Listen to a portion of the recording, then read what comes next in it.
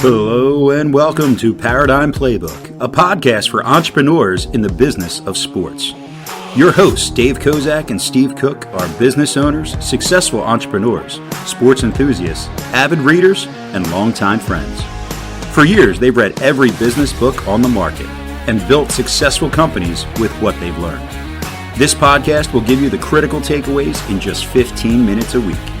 It's a quick and easy playbook for building a winning sports business. And now, here are your hosts, Dave and Steve.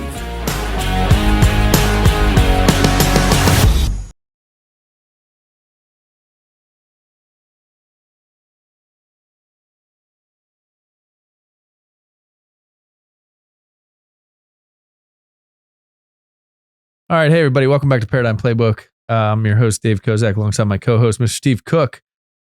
Today, we're discussing building a business to sell, and not in the typical fashion, right, Steve? But what are the things you need to do along the way that give your business the attractiveness that someone else wants to buy it, right? Yeah, and I think if we can identify some of the differences of what a buyer would be looking for versus what is comfortable for you in running the business. So, we all do the same thing. The entrepreneur builds the business around them. And then, when they go to sell, because they're not going with it. Yeah. So two problems occur if you don't plan this right. One is you don't get the price that you should, or two is the only way you get paid is in an earn out where you're committed, you're ready to go out, you're ready to sell, and you're going to get paid over 5 years, and it's contingent upon you keeping it going. So it becomes an anchor rather than an exit strategy. Call it kind of like the golden handcuff or handcuffs in general. And it's interesting too, because I think in building and scaling a business and many of the other subjects we've talked about, the processes, procedures, different data points that you measure, all of that is really about the exit strategy, right? It's about the end. And whether the end is known to you today or is something that you're kind of unknown, is there a family that wants to get involved? Is there a takeover by another corporation? Is there a sale to a larger entity, another singular entrepreneur? Is there generational giving that the business ownership takes? Regardless of any of that, if you don't have a certain subset of things that the company does very effectively, the right way, that anybody that is hired for that job can step in and do, you have a business that generates income, but you don't have a business that generates a sale. Yeah, right? we've said it before. If the business is totally dependent on you being there and doing it, then you have yourself a nice job, not a business. Yeah, and I think that's number one, right? Yeah. If you have to be at your business every single day for your business to operate, if you have to be engaged in day-to-day, in everything day-to-day, you haven't hit the point you need to hit, right? In an interview I recently did with an M&A person. That's mergers and acquisitions for anybody. The first question they ask somebody, I want to sell my business. The first question they ask is, when was the last time you took a 2-week vacation? And it's kind of a clever question in that if you don't feel you can be away for 2 weeks, then is someone really going to pay you what you think the business is worth? Correct. So I think the one thing I learned from the M&A guy was that it's less about a multiple of pre-tax profit or gross revenues multiple or something.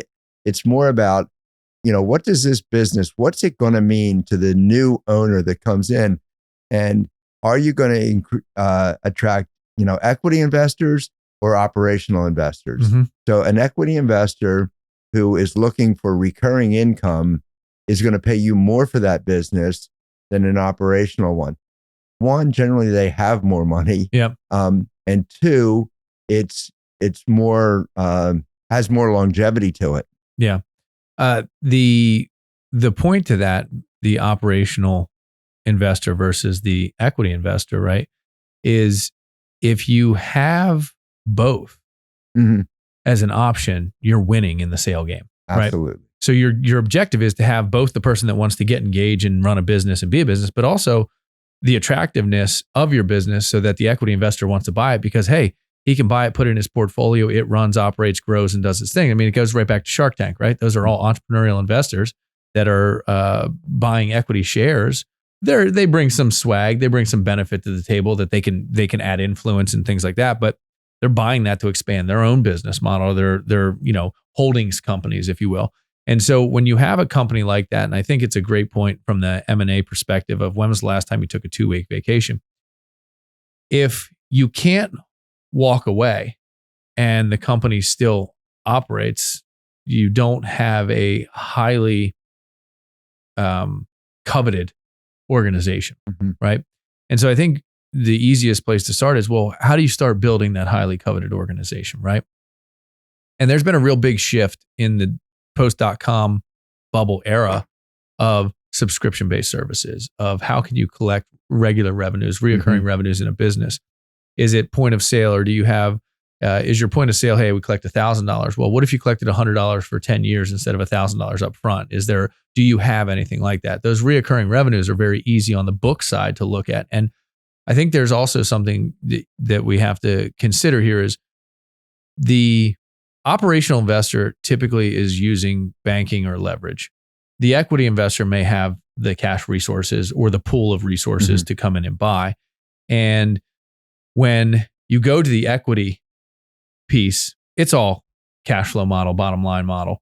Does it work? Does it cash flow? Does it maintain the percentage of profitability necessary?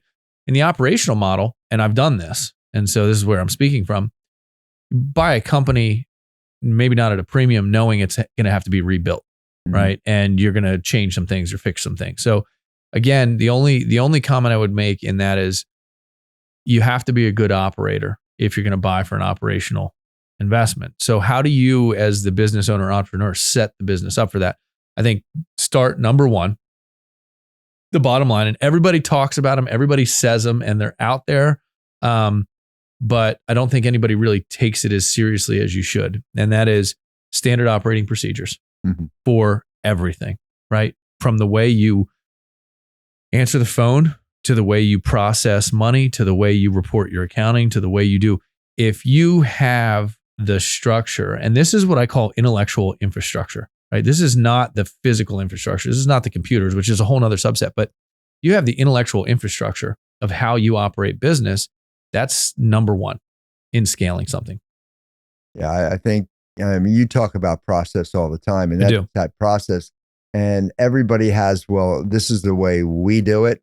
If the way we do it isn't in writing, then you don't have an SOP. Correct, because the next guy in line does it a different way. Right. Yeah. And it doesn't mean that a new owner can't change and upscale. They just need a starting point. So, and when you go to sell your company, there should be upside. A new owner, no matter what, is going to do it differently. And hopefully, and I know I've gotten there in my own businesses. You get lazy as the longer you're in the business, and the business will actually thrive under a new ownership. But you have to have a base. So you have the reinvigorated energy and the excitement of new ownership. We talked about the entrepreneurial roller coaster, right? New owner, the everything is awesome until they hit that first valley. I think there's a number of kind of specifics in building the business. First, it's, are you a specialist or a generalist? And generally, the equity investors like the specialist. Yep. They like, do something and be the best at it. Don't do everything. So it's harder to sell a small business that's trying to compete with Walmart versus a small business that's trying to compete with the golf pro shop and have that higher level service. Yep. So all that goes in. And then how are you structuring your employees in compensation, and how are they locked in? Are they on long-term incentives or short-term incentives?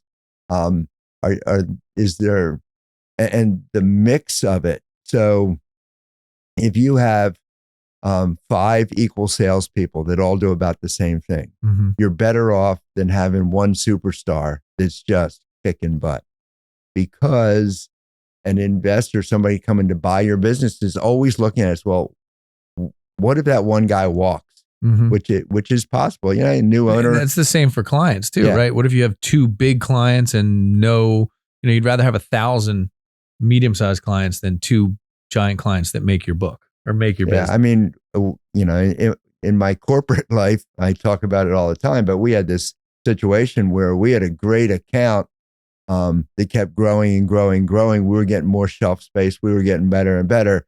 And oh, by the way, it was Sports Authority. And and Sports Authority kind of went downhill and then just faded away. So if you're going to invest and say, I'm going to choose Sports Authority over Dick's, you're taking a chance. Yeah. So, but having more accounts of equal value, I think you're better off. Good point. And I didn't want to move away from the 2 starting points, because I think it's important to know for any entrepreneur listening that's getting started is processes. So I started my business as a sole proprietor. Basically, I was doing everything and I was documenting how I did it. I shouldn't say that. That's a lie. I wasn't documenting how I did it. It wasn't until I had to train somebody else that the documentation started. Well, this is how I do it. Here's how I want you to do it. And then we started building those SOPs. So a real growth component of hiring is training that person. And when you're training that person, that's when you should be documenting that stuff. I don't think any entrepreneur that sets out to make money day one is going to be able to take 50% of their time and write down the standard operating procedures of the company, because you're going to be in the grind. You're going to be balancing the books. You're going to be doing the budget. You're going to be doing the sales calls. You're going to be doing the servicing and all of it. So there's just not time for that. But the moment you have an opportunity to hire someone, train someone, it's a great time to start those standard operating procedures. And what a lot of times, what the mergers and acquisitions experts will do, you go to a broker and they look at your P&Ls and your cash flow statements. The first thing they're going to do is recast the whole business and say, under a different owner, how would this look? Yep. It's under a new owner or an equity investor, the president of the company may not be driving a Lexus. The company may not be providing 4 cars for the management team that's all family. So a lot of those dollars have to be taken out and recast. So when you get to that point, you're starting to look, and you have to continue to evaluate what you're doing and say, okay. And normally there's going to be a little suffering spot just before the sale. Yep. So if you want to get the best value of it, you have to start cutting back and reshaping what you're doing. Yeah. And my second point from the standard operating procedures is the KPIs, and it's key performance indicators. And I don't think I think there's too much stress in corporate America over KPIs, but I think if your eyes aren't on certain performance indicators that are not necessarily bottom line dollars, right? Because that doesn't tell you as the business owner the true health of the company. It gives you the profitability, it gives you a lot of it, but it doesn't give you that indication of the future, right? So when I started, one of the key performance indicators in the insurance world was how many actual conversations was I having about insurance. Mm-hmm. I knew that if I had a certain amount of conversations and I was going to get a certain amount of sales out of that. But more importantly, if I knew that I could get the conversation, I could sharpen the sales skills, and I could increase, maybe I had 30 conversations and it ended up in 5 sales. Well, as I got better and more well-rounded in the insurance industry, I could have 30 conversations. I could get 15 sales. Then I could get, 18 sales. And then the 30 conversations I were having were more referral based, or they were more introductory based, where people were coming to me to do business as opposed to me going to find people to do business with. And so I knew that first performance was how many legitimate conversations was I having about insurance. And that was 2008. So, we've come a long way and created a bigger business. We do that all the time, kind of in the sales sector of all businesses. How many presentations you have to make to close a sale. And then you just start, stretching out the metrics. And when you're ready to invest, you invest in sales. And so in the sports world, the businesses that I deal with primarily, one of the big questions I get to is, okay, how much of your budget is going towards sales? And generally the answer I get is 0. Mm-hmm. Even the the entrepreneur, the person running it, doesn't consider part of their daily activities in sales. So you have to have a system to keep bringing in new sales. A new buyer to your company is going to want to know, well, what if I lose these 3 customers? What's the process in place to replace them? Yep. So it becomes difficult. And, I always have reflected back every transition I've made in business, every company I've sold, acquired, and my vision for the next one I start or the next one I buy is I want to be able to have 30% of the budget to go to marketing, sales and marketing, essentially at that onset. Because, imagine you start a new restaurant, you've got the best chef and you've got the best location and you've got everything. But you have the best chef and the best location. That's it. You don't have great signage. You don't have any flags out. You didn't do any flyers. You didn't do any promotion. You're not doing any live events. You just are relying on the fact that you got the best chef. Well, it's all well and good, but if people don't know about it, you're out. And so you have to be a self-advocate. And that first step in marketing is that self-advocation where you're the one pushing the business. So I've always encouraged anybody that I've consulted with, up the marketing, right?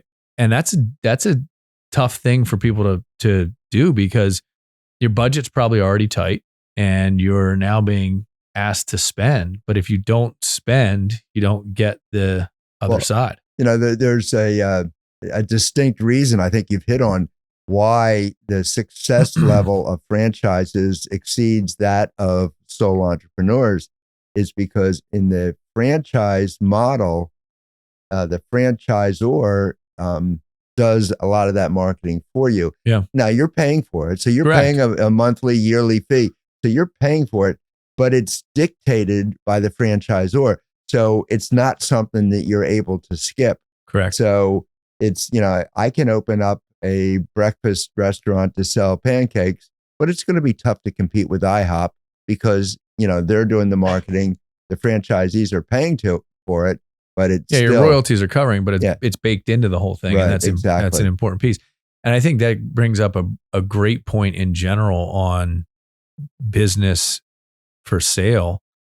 If you're building a business to sell, and I want to be clear about this. We're not saying you're building it to sell it. Like we're saying building it so that at the end, when you do have that transition and you are trying to retire or get out, you have something sellable, right? Yeah. So what we're talking about is creating value. Correct. More so than building it to sell. Doesn't mean you have to sell it, but you should still be building value. Begin with the end in mind, essentially, right? And even if you want to increase the value so you can borrow against it to expand it to a different location, there's a lot of things in there.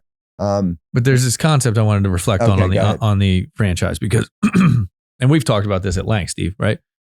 If you really want to test your mettle in business, build something that you targeted franchising, right? If you're a small business operator and you built something that you could instantly go with investment, obviously you need investment to outfit the facility or the business or the office or whatever it is. But if you can take all of your processes in point A and move them to point B and you can run that business, now you're cooking with gas. You've got the right stuff. One other, I think an ingredient in building value is, and we talked a little bit about it, but it's specialist versus generalist. Mm-hmm. And in sports businesses, I see it all the time. We're going to coach anybody that wants to do dance, anybody that wants to do, so your highest level of earnings are at the lowest level of performance. Yet as you grow and you get higher elite level athletes, you start putting more time, investment in them. They take up more square footage, more space. And all of a sudden your investing more in the least profitable sector of the business.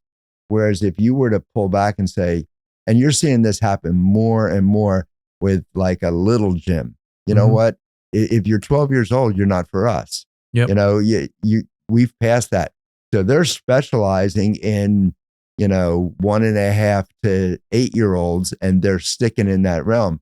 And if you want to run an advanced level elite business, you can do that too. And it becomes more of a boutique business, but you can do that. It's hard to do it all.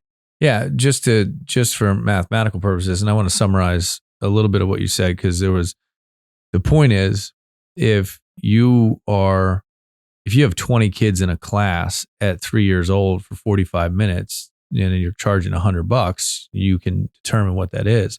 When you have 3 elite gymnasts or athletes at your facility requiring 50% of the space and paying you very little because it's the matriculation through the process, right? You're losing profitability on the top end. Now, also, right, those athletes have to have a place to go, but you have to maintain the business, the business format that you're going to be most profitable at. So the idea of specialization, and I have an interesting twist on specialization because I have been a specialist in many things and pulled them all together, and it is not easy to do in an effective way.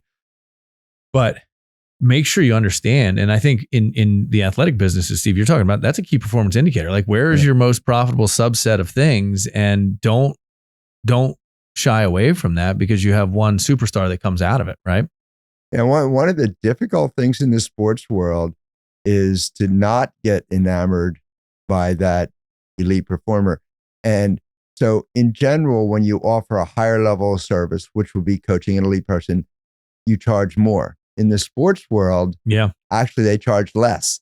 So now that same athlete is paying the same thing for 6 practices a week versus the person, the beginner that's paying that price for twice a week. So and actually, if you take that in opposition to professional coaching, right? Meaning, like, you're a business owner and you have a business coach. Your business coach, the longer you're staying with them, the more you're paying that person. Yeah, and right? that's how it should be. I mean, and if you're an accountant, the more complicated the business, the more you're charging. But in coaching, the more complicated, it's more complicated to coach a great athlete than a beginner. There's basic 5 steps to coaching a beginner anything. But once you get to you're going to work on nuance. Tiger Woods' swing. That's pretty darn complicated. You better know exactly what you're talking about and be tight. So, and we can do that in sports, but we don't tend to do that. So that's one of the things that comes up all the time is, like, if you want to do that, then maybe you got to change the model, and you can't do the beginners, but you're going to have to charge more. And then you're going to advertise and market what you're offering that is so unique from what everyone else is doing. There's a blue ocean strategy in there somewhere that we're not taking advantage of. But you're starting to see it in other. The specialist in the restaurant business has been there, but it's going more and more. It's like, okay, this is an all yogurt restaurant, or whatever. Well, and I think it's a mixed bag, because what percentage of people can afford $100 2-month program? Large percentage. What percentage of people can afford $2,000 for a month of training or something like that? And so then, from the business standpoint, right, you can collect a larger amount of money from a larger or a smaller amount of money from a larger population versus a small amount of money from a small or a large amount of money from a small population. And so you get yourself in this pickle where you're narrowing down your target market to a very precise person that can afford, has the ability to pay and the willingness to do it, and the student or the athlete that's willing to go there. There's a side benefit that I hear quoted all the time. Yeah, but if my elite team wins, then that I can use as marketing to attract other kids as beginners, which there's some merit to that, without question. That's why pro athletes get endorsement deals, right? Yeah. So you can use that, but the second or third high elite athlete doesn't bring the same return. No. So you just got to watch how far you go with that.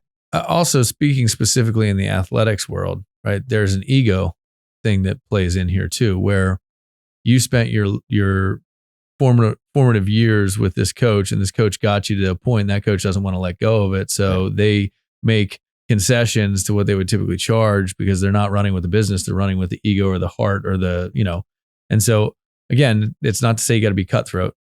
but you do have to be logical about it. Yeah. And if you're independently wealthy, the business running on its own, and you like coaching those, by all means. Yep. But just be aware, if you're working for warm and fuzzies, that's your pay. So correct. Just accept you better be satisfied by warm and fuzzies. Yeah. So anyway, it's I think there's a lot of things in building the value of your business that you have to pay attention to, that, as you said, when you're first in the trenches getting it started, you don't think. So midway in there, you may want to start digging a little bit more into it. Yeah, and there's one that we didn't talk about, and I know we're running long today, but I think it's a valuable conversation. We didn't discuss people, right? We talked about processes, we talked about performance indicators, we talked about all that.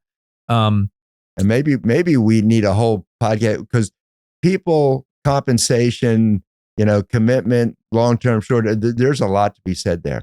And the only point that I'll make today is someone told me, or some book told me a long time ago, that you read a book. I read a book once. And it was the mistake of a bad hire costs on average $1 million. Yeah. Now, this is a full-time bad hire, right?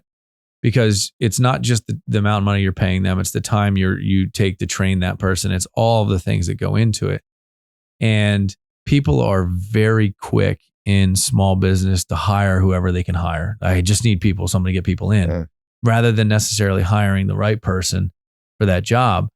And that is certainly a mistake that I've experienced and dealt with. And, if I reflected back on the amount of money spent trying to take a C player and turn them into a B player, and just with no way to get there, it's not just the monetary loss, the financial burden, it's the mental burden. It's there's an expense to your energy that when you have to let go someone that you invested so much in because they're just not right, it can kick you while you're down. So I think in people, hire appropriately, effectively, figure out what it is you want.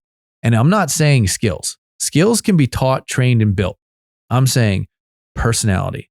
I'm saying culturally, the things that you are the leader in this environment. So if you're not taking people seriously, it can have a toxic effect inside the business. Yeah, you know what? Why don't we mark it down? Next week we dig into the whole people side of the business. I think it warrants a longer conversation. I agree.